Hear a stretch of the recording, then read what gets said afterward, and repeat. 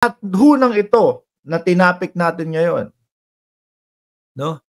Tingin ko, ito din ho ang dahilan kung bakit ho, mga kababayan, damay sa kanila ang ating Vice Presidente. Nagsusumigaw po, lumalakas po ng lumalakas, no? Ang sigaw ng sambayanang Pilipino sa pagpapababa po kay VP Sara Duterte. Mga kababayan, merong nagsasabi ang dahilan ng ang pwedeng dahilan ng impeachment ni Inday Sara Duterte ay yung confidential fund daw po na napakabilis na ubos, napakabilis ginastos. 11 days o 19 days daw po, mga kababayan. Isa ho yun. Ako, sa nakikita ko, medyo talagang palyado ang ating Vice Presidente doon lang ho sa West Philippine Sea, mga kababayan. No? Ni hindi makapagbigay ng kanyang stand. Kung siya ba ay tatayo, maninindigan para sa kagustuhan, no, at karapatan ng mamamayang Pilipino. O kayo, i-comment nyo pa diyan kung ano pa. O.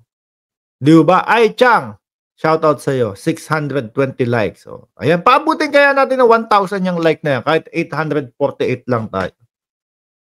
Di ba? Merong iba nagsasabi, wala eh.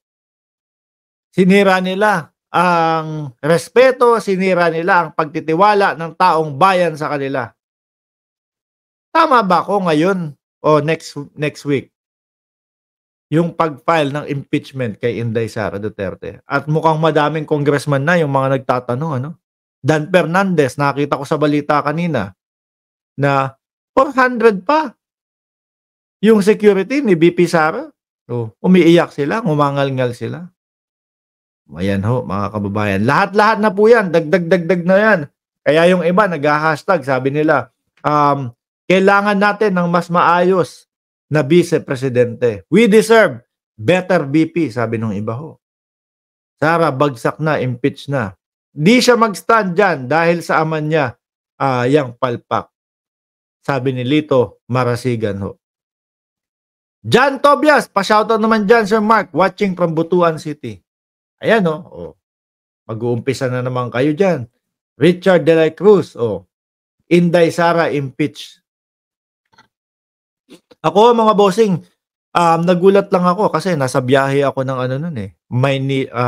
Pilipinas, papunta ho ng Estados Unidos, papunta ho ng New York.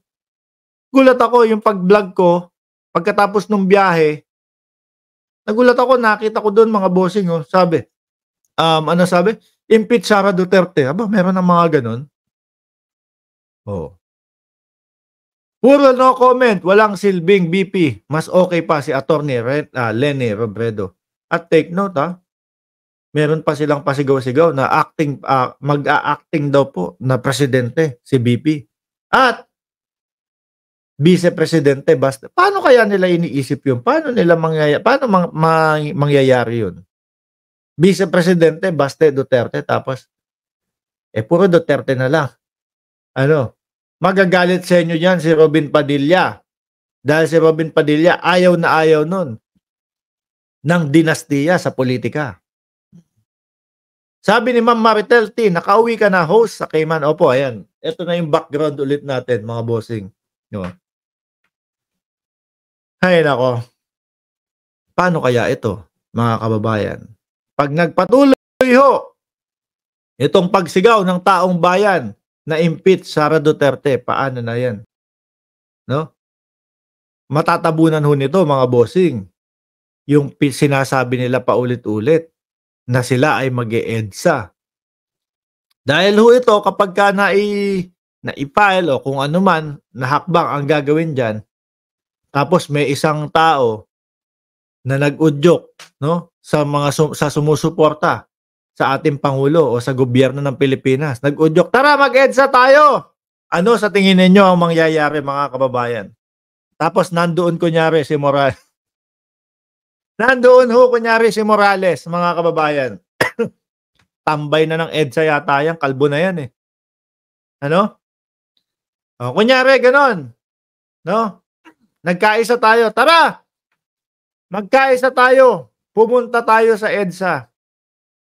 Sumigaw tayo, impeach Sara Duterte. Namataan natin si Morales do'n, patambay-tambay ho. Ano kaya mangyayari do'n?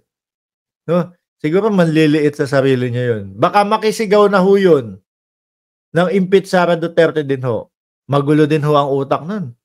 Bukod sa magulo ang buhok ni Morales, magulo din ho ang utak nun. Wala palang buhok si Morales, mga kababayan. Dahil ho, ito, kung bakit topic natin 'tong impeach Sara Duterte, kasi ho nakikita ko doon sa kanilang mga supporter na mga vloggers, mga OTAP vloggers, kabado na sila, 'no?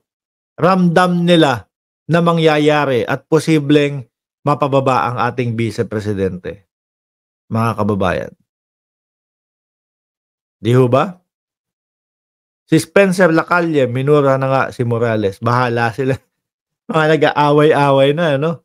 Anyway, mga bossing, Chief Amo, sir, etong lalamunan ko, ipapahinga ko muna.